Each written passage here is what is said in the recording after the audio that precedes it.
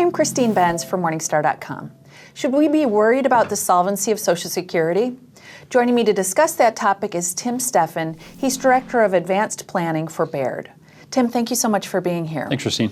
Tim, the trustees, Social Security trustees, released their most recent report. Can you kind of sum it up? Sure, yeah. So this Board of Trustees, every year they issue a report that kind of gives the status of what happened over the last year and what to look forward to. And in this year's report, it was actually a little bit of good news. A year ago, they were anticipating that 2018 would be the first year of deficits for the first time in quite a while. As it turned out, operations were a little bit better than they expected in 2018, so they actually ran a little bit of a surplus, which is good news. It's still not great news long term, but for the short term, 2018 ended up being a little bit better than what they thought it would be. So that's good. Okay. The trustees did propose some fixes, and certainly people who have been paying attention to this issue have heard some of them. Yeah.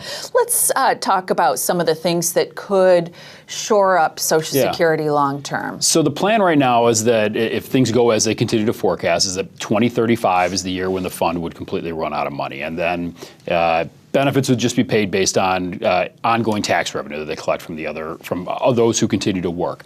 What the Board of Trustees has said is that to shore up the fund for this 75-year window, which is their long-range forecast, that's what they like to target, is you could do one of three things. Any one of these would fill it up for the next 75 years, and that is either increase the payroll tax by 2.7%. So you think about that 6.2% that we all pay into there on the FICA tax and our wages, increase that by 2.7. That can be paid either by the employee or the employer, some combination, but it would go up by 2.7. You could also cut benefits payments to everybody who's receiving them now and would receive them in the future by 17%. Or the third option they said is if you want to leave current retirees alone and just cut benefits for future retirees, cut them by 20%. Any one of those three things would allow the trust fund to meet its 75-year target of solvency.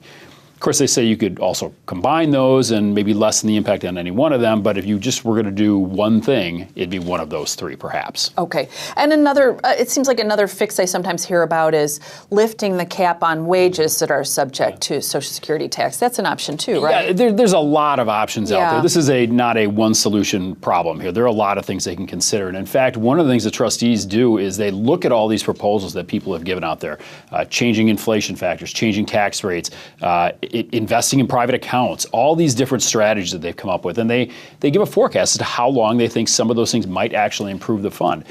The reality is most of them don't make a lot of impact. Many of them are single years, 3 to 5 year impact. Some of the larger ones would be like really increasing the tax base. So if you were to, for example, remove the cap on wages, right now it's roughly $125,000 or so that's subject to the 6.2% tax. If you were to eliminate that cap, that would add decades to the fund. It would also be a significant tax increase on everybody who's over that threshold. So there's some things to weigh there.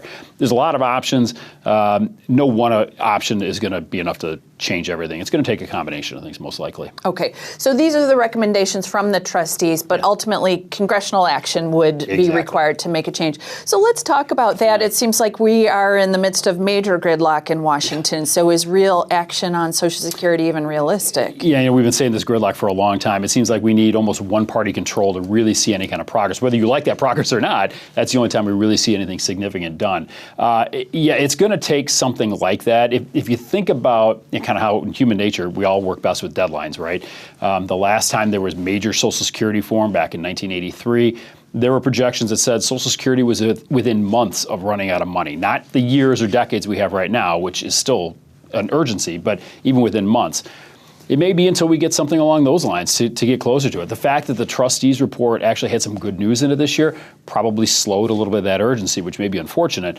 But as we get closer to these deadlines, hopefully something will happen. Unfortunately, the longer we wait or longer Congress waits, the more draconian the fixes are going to have to be, bigger tax increases or bigger cuts. Okay. So let's talk about how individuals should approach this. I talk to even very well-informed people who sometimes say, I'm looking at the information about when Social Security is going to run into problems.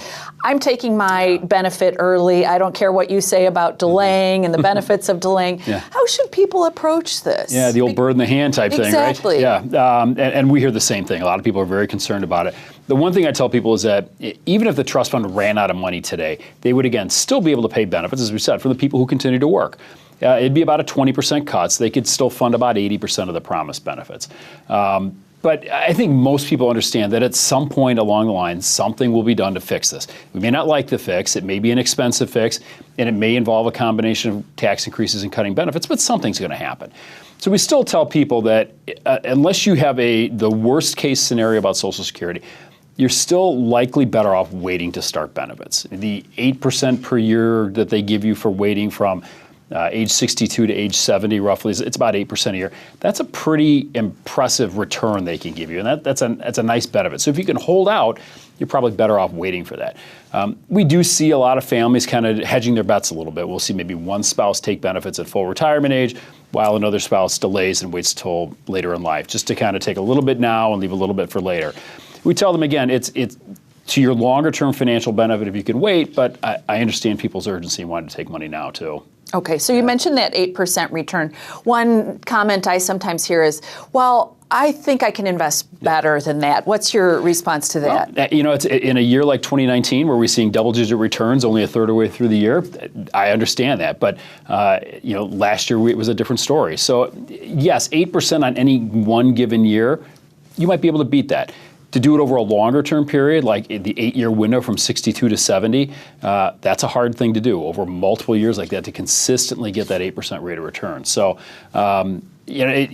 we still say that 8% is pretty significant, and you want to let them pay that for you, guaranteed. And it's guaranteed. That's impossible to beat. I mean, it's guaranteed as long as they don't change the law, which I guess is always a possibility. Right. But for now, that's as guaranteed as you can get. Okay.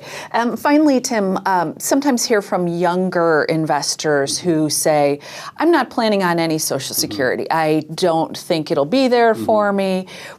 That doesn't seem realistic either, does it? It does. I've been doing this for a long time, and some of those people who I used to talk to who are the younger ones who are now getting close to taking it, those pessimists who didn't think they were going to get it are now starting to plan how they're going to get it. So yes, it's easy to sit back and say, I'm never going to get it, I'm never going to get it. And frankly, if you want to plan your retirement on not getting it and just treat Social Security as a bonus, that's fine. It's probably ultra conservative, but I understand why people do that. I think realistically, it's going to be there for the long haul. Okay, Tim, always great to get your perspective. Thank you so much for being here. Christine. Thanks for watching. I'm Christine Benz for Morningstar.com.